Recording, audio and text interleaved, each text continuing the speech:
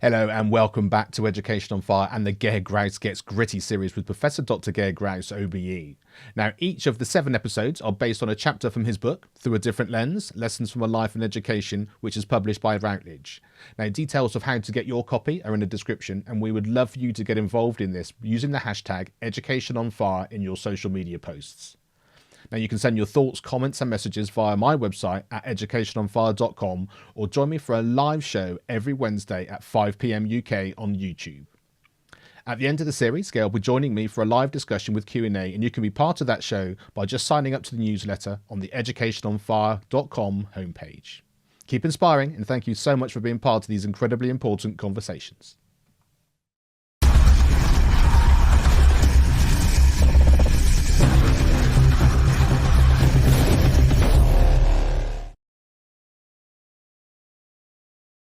So we reach our final episode of the book itself. We're going to have 3 more episodes based on different areas going forward in terms of the early years, our schooling and further higher education.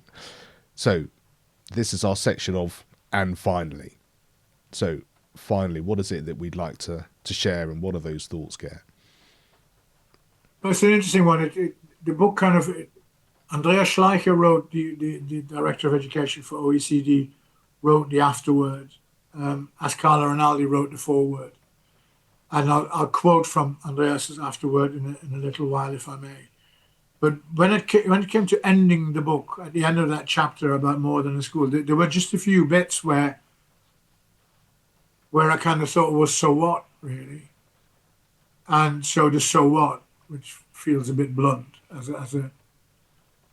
a chapter title, became "and finally," almost like Trevor McDonald in the news. Although, of course, the "and finally" stories on the ITN news were always good news. And I suppose the "and finally" in the book is good news. But there were just a few questions that kind of, as you go through this, that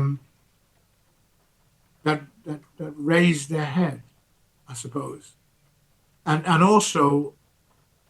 You know, we are, as we're recording this today, is the 4th of December 2025. On the 4th of December 2024, I was diagnosed with cancer of the esophagus. So today is the anniversary, as it were. And that period during which the book was published, that experience makes you think differently and makes you look at things through a different lens.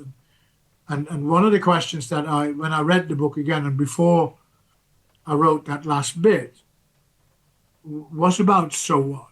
So all of that in over 40 years, and what's the difference?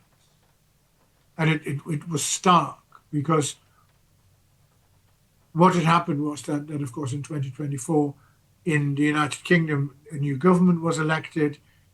It made certain promises to eradicate child poverty, for example. And it reminded me of the promises that were made in 1997 to eradicate child poverty. So I thought, oh my goodness, we haven't done well, or has it come back, or what's happened, really? And then I looked at my time, particularly my time in Wythenshawe,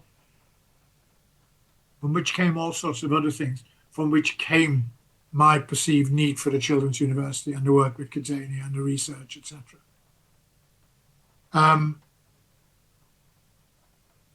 that then led me to do a little bit of writing on the back of an envelope. And in 1997, 1999, I beg your pardon, Wythenshawe was one of the 25 most deprived areas in England, most disadvantaged areas in England.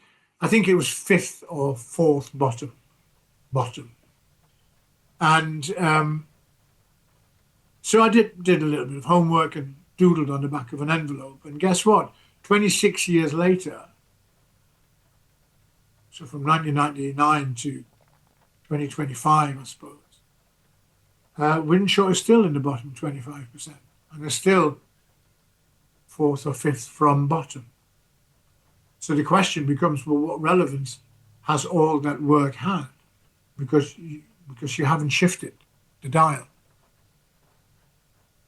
And I kind of concluded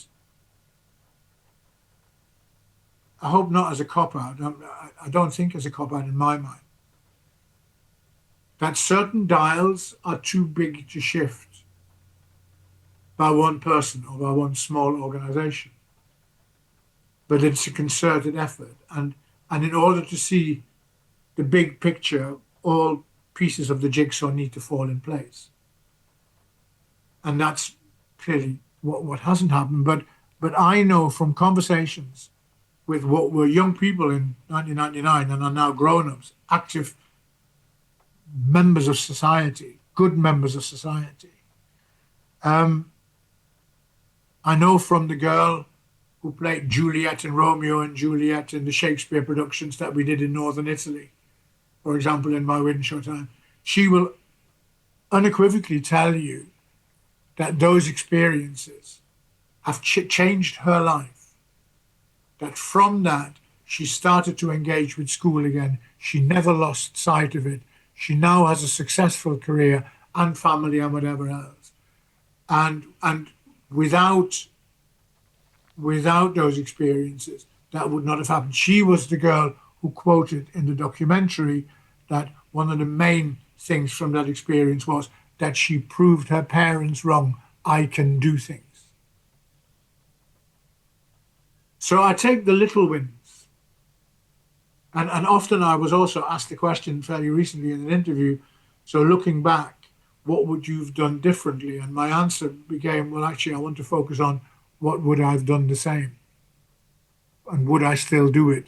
And how different? Because I've learned the lessons of what I wouldn't do. And some of those are, most of those are actually my lessons in terms of leadership and management. But what things did we do as a collective that I would do again, that clearly made it better? And one of the things is, I think I mentioned it before, those 29 schools in Wythenshawe never collaborated until the zone came along. They weren't a unit. They didn't help each other out. There were small pockets. The heads had never met as a group of 29. They never positively, constructively worked together for the benefit of the young people. To this day, they still meet. When I walk between Terminal 1 and Terminal 2 at Manchester Airport, I see the posters that say more than an airport. One of the posters that features children from St. Anthony's Roman Catholic Primary School in Wythenshawe. And the poster says more than an airport, more than a school. And so bits of it have survived. They've never gone away. They've made the profession better. But overall, the conclusion, I suppose, is this. The conclusion has to be that patience is a virtue, that change takes a long time. And I remember at the time of the Education Action Zone, in the conversation with the politicians, the then Secretary of State for Education was in on that meeting. And I was asked the question why progress wasn't faster. And my reply was that it's taken you since the 1944 Education Act to keep getting it wrong. Whatever made you think that in 5 years we would solve all your problems? And I think that to a degree is where we're at. And we were swimming against the tide. The thing I should have done better and should have realized at the time, and I was, I suppose, politically naive, was we should have fought harder much earlier on for something like Education Action Zones to continue. That was about locality, that was about local context, about local people, about communities, and making a difference collectively in that. I assumed it would continue, and I recognise with hindsight that was naive. I look back at those times with pride. I look back at the awards and the rewards, and I suppose I was asked the question also, and it's nice in this light. I was asked whether I was proud of my own book, and fairly recently, and the answer was yes, because I never thought I'd be asked to write one. Secondly, I never thought I would write one. And thirdly, when you look at it on reflection, then there are many more good things that made a difference in there than there are bad things that didn't make a difference. But we have to be careful to manage our expectations in terms of moving the dial. It's complex and it's big. And it's sad that the children who were poor 26 years ago, that their families, or at least the families who live in those areas, are still poor. And that in itself needs to be a lesson. And if I'm going to do anything for the years that I've got left, that's where my energy will go. But I have enjoyed writing it, and I have enjoyed our conversation. Thank you for those two. Let me read one bit before we finish, because I said I would. And it is in the light of that. It is what Andreas Schleicher writes in his afterword. I'll try and find it. Here it is.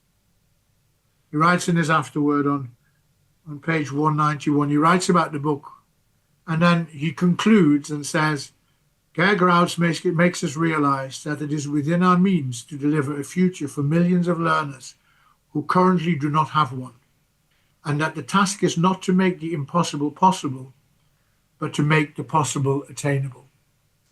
And I suppose in that, he sums up much better than I could what I think it was all about. And I think it's interesting that Ger is working with 40 countries around the world, or authorities in 40 countries around the world. He's working with ministries of education. He's working with organizations that provide schools. And yet in England, where he has spent most of his career, he hasn't got that access, and his views are not being picked up and not being run with in that kind of way. And I think that's sad. And that's why, as I say, I think it's a crucial time, because we've got a schools white paper that will be coming out in the near future. We have just had a change of government last year, and it ought to be an opportunity to change direction, to bring in a new philosophy, a new way of learning, a new way of working with schools. And I think that Ger's insight, Ger's experience, Ger's wonderful way of telling stories and of communicating is absolutely vital, coming at the right time. And I really hope, I said in one of my reviews, I've forgotten which one, but I said in one of my reviews, I hope everybody at the DFE reads this book, because they should. And not only read it, but then draw from it and do things about it, because it is important, really important. And I'm just really glad, as I said, I have written a few blog posts myself, and I've written things on similar lines. But I'm really glad that somebody like Ger, who is much more articulate than me, a much better writer than me, much broader experience, much going to a higher level, that somebody like that is actually saying these things and saying them so well. I think it's a really important work. Money's a key thing. If all your emphasis is on testing and providing metrics, then that, you've got to be prepared to spend a lot of money. We used to enter almost every child for GCSE English and in English literature. The fees for examining year 11 children for those two exams cost more than the money I could spend on books, stationery for all the other years. So the old expression, follow the money. Well, if you follow the money, you realize that certain things are just not going to be possible. Yeah.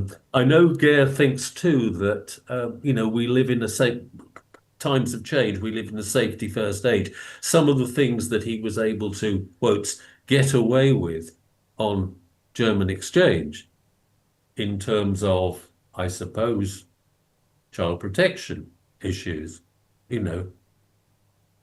you have a disclosure barring service for the parents of children in Germany, and correspond, and who would be the authority who could adjudicate on whether it's safe for this exchange to go ahead? I don't know how schools do it now. I think increasingly they don't take those kind of chances. So really, something that I can remember, children that I taught coming back from exchanges and so on, my own children and the exchanges that they did with French children and their families. I guess, there'll be less of that. There's this difference between formal education and informal education, and the education we get at home, the education we get on the job, and just that lived experience. So if we think about lived experience as its own type of education, I think that Ger is a big proponent of that kind of education. How do we add lived experience? There might be a better word for it. Informal isn't the right word, but it's the difference between formal and informal. Everyone understands. But that lived experience, I think that begins younger than we think, because there's I've studied extensively what should a young person know at 25, at 20, at 15, at 10, at 5. And that's what he's looking at. What are we learning in the home, what we learn on the schoolyard, but what do we learn when we're away from all of those things, right? That's a valid and something I think we don't pay enough attention to. And I think that he does pay attention to that because he watches them. What's very interesting about him, and I think it's another thing that we have in common, I like talking to kids. He loves talking to kids. I love talking to kids. And he comes at it like he's a scientist, he's a researcher, he's a teacher, he's an educator, he's a dad, he's a human who cares about young people. And he cares that they feel as if they're heard. And he shows that in everything he's done, and it really shows up in the writing. And I think if anything that someone gets, it's the curiosity of how someone learns and a lifetime of study of how we learn, and all the dimensions of learning, which is something I'm particularly interested in. And that gets you, if you're a parent, if you're a teacher, and you can look at things differently and not just do it by the book, but do it from that experiential thing, because we kick them out of the school and say, hey, good luck. Hope you make a good citizen. Be a good citizen, please. And then we're done. We're not. And so I think one of the things he would say is that he wants to teach children, but also to teach humans how to learn.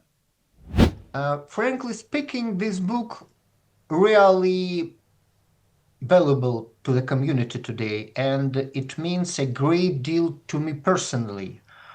As I said, I was moved by its wisdom and earnesty. At times it brought me to tears. The author's sincerity and trust in the reader are among the book's greatest strengths.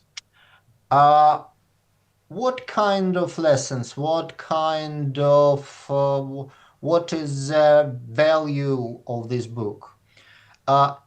It learns about the importance of early development and high expectations for children. It's very, very important for teachers, for parents, for governors.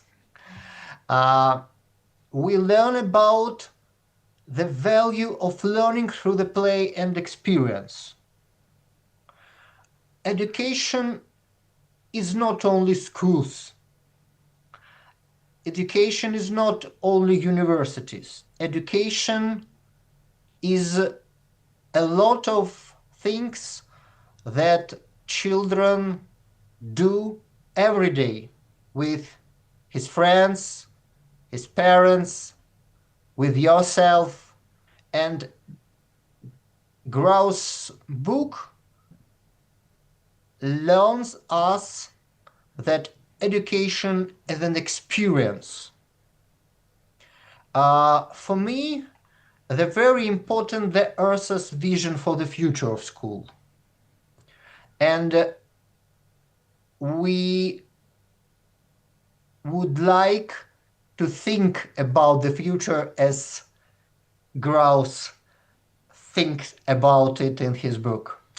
And for me, the book is an excellent motivation for teachers, parents, and anyone who believes in the power of education.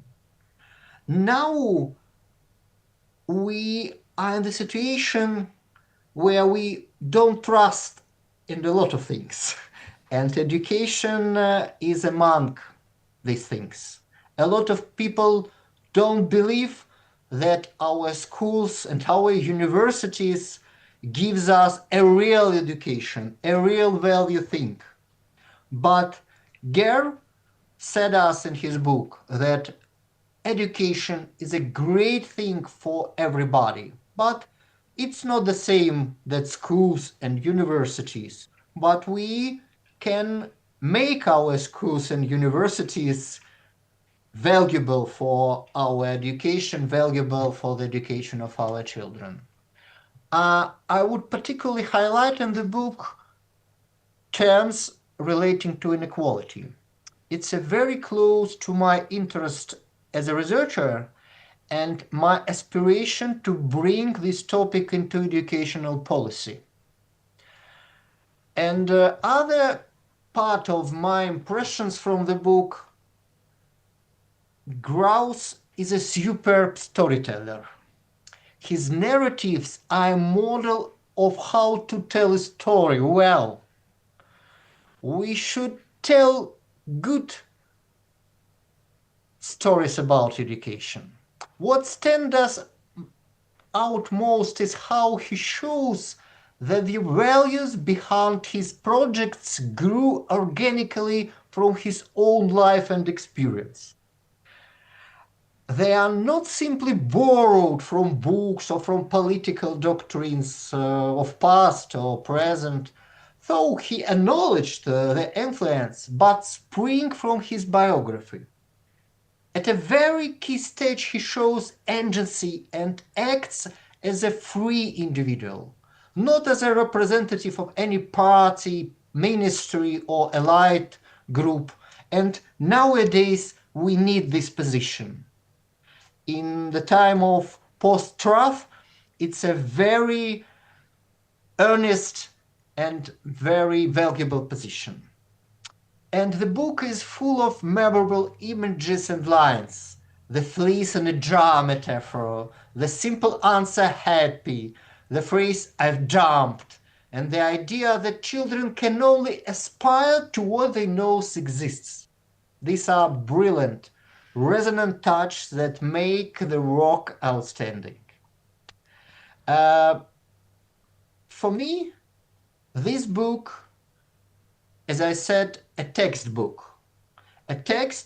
for all teachers, for all educators, for parents, how to love children, how to educate children, and how to move and give the floor for new generation, and to prepare this floor for new generation. And my last connection with actual time, we see a lot of very old people with the power in policy, in financial area, in education. And this book is about new leaders. It's about new leaders, but we should support these young leaders. And then we should move and give them the floor for their agency. Just at this point, I'd just like to take the opportunity, one, to say thank you for you approaching me to actually have this podcast series. I've learned so much, both in terms of the educational history, the things that you've done, but I think personally and sort of professionally in terms of how I will do things differently, how I will think about things differently. And I think, like you said just there, about what the expectations are for this. You know, what are the expectations of having done this podcast series? What difference can it make? And I think more than anything, that sense of call to action, the education on fire hashtag, as it were, which just seems the easiest way of sort of imagining this, you know, to be able to have this as a starting point rather than a finishing point. You know, tell us what's really important about what's happened in your school, what's happened to this particular child, what are you doing that's making a difference, what is it that we can share that other people can then take on and do in there. That's the reason I started the podcast back in 2016 on a very small scale, and to sort of come full circle all these years later to sort of do it on an international scale. You know, everybody can actually get involved. Send a message, send a video, let us know what you're doing, and we can keep the conversations going, not just between us, but as a community at large. And I think if we can impact one child, let alone the options of that ripple effect into the thousands and millions, then we will have been here and served ourselves as well as everybody else. So yeah, thank you so much. My pleasure. Thanks, Mark. Education is not the filling of a pail, but the lighting of a fire.